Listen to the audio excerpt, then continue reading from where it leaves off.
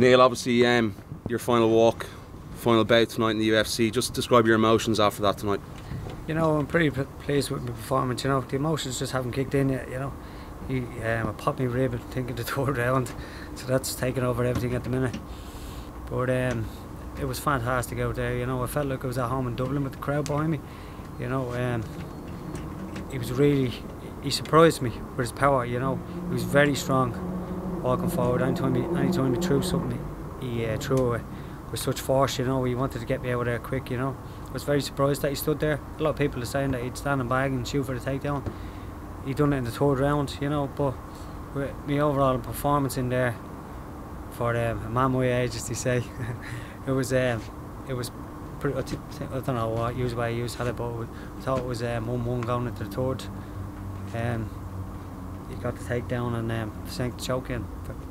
Neil, you know, as we said, it's your last fight. Andy was there, your coach Andy Ryan, Paul Redmond. What did they say to you after the fight tonight? They were praising me. They were saying, you know, I knew he was really good at taking the back, and you know, when he went for that takedown, when he come up on top, they were screaming, "Don't let the back, don't let the back." But it was either an option of taking a lot of shots, as in elbows, because he was really heavy when I tried to get that half guard back.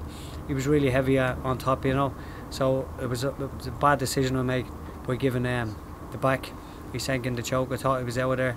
He was really strong. He knew what he was going for. But you know, I've given all to this company. I've given all in every fight that I walk out into. You know, I never shied away from any fight that anybody I was offered. You know. But I just know it's got to come to the end of the road. The lads have supported me 100% all the way, you know. They still think I have a lot of fight left in me, but, you know, to me personally, I put a dot at the end of the sentence and it's time to move on to something else. When you left the octagon, Bruce Buffer made a point to come and greet you. What did he say to you there? He said he didn't know that was my last performance, you know. He didn't know I was retired and he wished me all the best, you know. It's fantastic when you've got people his calibre coming up to you and doing that, you know. It goes the statement that I made in the UFC, you know. I'm only 7 fights in the UFC, but every time I went out there I gave it everything I've got, you know, and fans appreciate that. What's been the favourite moment, Neil? Obviously Dublin, you know, we look back at that incredible night when all the Irish guys won. You got the victory there. Is that the moment that stands out for you? There's so many moments, you know. The 2 nights in Dublin, you know. The Chris Beale fight was really big for me, because he was 10-0 walk. He was coming down from flyweight. He was one to watch, you know, and I took him out of there, you know, and surprised a lot of people with. But I've enjoyed every bit. I said it numerous of times. I've enjoyed every single step of this journey, you know. When I hit the UFC, it's just been fantastic, the whole lot of it. What do you do now post-fight career? I just said there, I truly believe that every fighter has the biggest fight of their career coming up. You know, the biggest fight ever is the retiring part. You know, is getting ready for that. A lot of people tend to go out from the highest onto another organisation to try and make a few quid, and it always seems to end flat on their face in hospital and, you know, in very bad situations. You know. And that's why I'm stepping out now, you know. I didn't want to go downhill after making it to the top. So I believe that I've got a massive fight ahead of me now, as in how do I feel that voyage, you know. A lot of people don't ask these questions when you need to stand up and go to fighters after their careers and try teach the people that's on their way up. We're not all going to drive Rolls Royces and Ferraris and whatever else. We don't always end up with all this stuff, you know.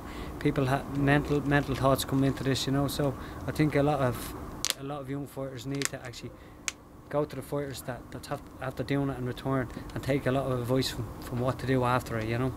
What's I suppose the one big change you perhaps would like to see in the sport, in the UFC? You know, talks of maybe an association or a union, or perhaps something the UFC could do, maybe a pension for some fighters. Is there one thing that you'd like to see happen for the next generation of fighters coming through?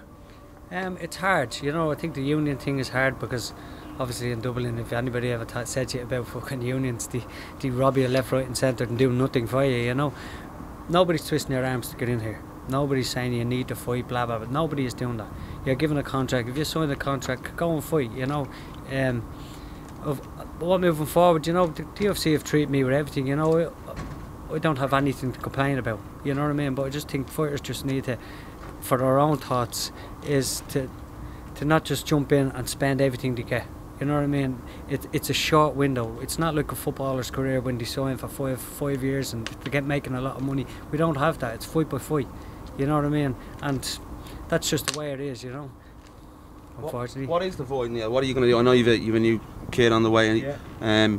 That's obviously going to take up a bit of time and a few nappies and things like that. Sure is. What is the plan? Are you going to stay in the gym with Andy? Are you going to do some coaching? Do you know what? I don't know yet. I haven't made up my mind, you know. I said there's not. Is there a lot of options out there? You know what I mean? I've got a full-time job. As you say, I've got another kid in the way. I have 5 kids.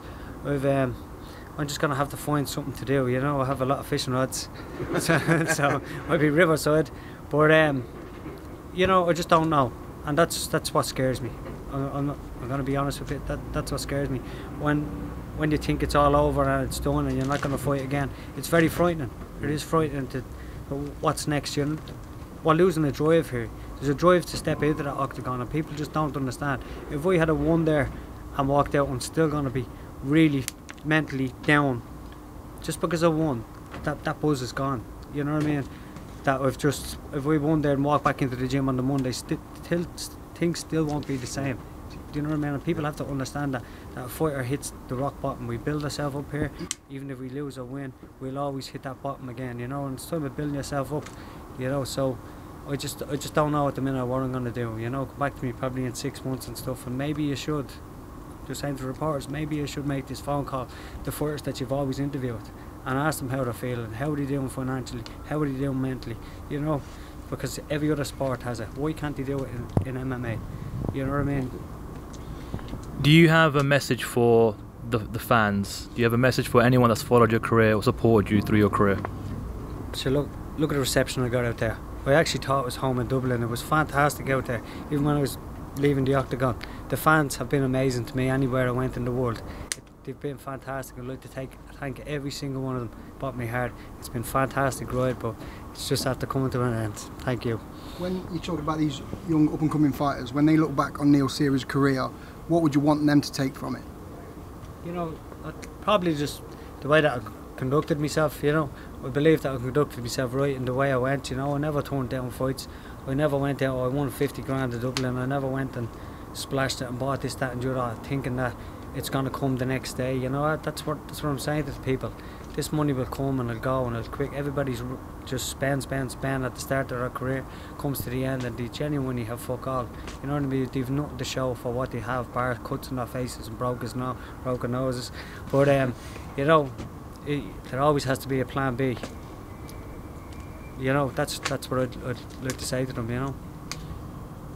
Neil, it's been a pleasure. Thank you very much, Neil. Cheers. Appreciate it, brother. Thanks, Neil. Thank you very much.